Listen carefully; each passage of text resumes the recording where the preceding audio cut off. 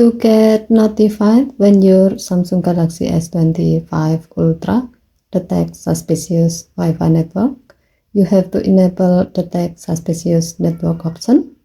To do so, swipe down from the top right corner of the screen to open up the Quick Settings panel. And then tap Setting icon. Tap Connection. Next, tap Wi-Fi.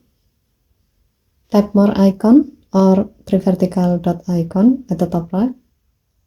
And then tap Intelligent Wi-Fi. Now, tap the gray on offset next to Detect Suspicious Network until the switch turns blue to turn it on.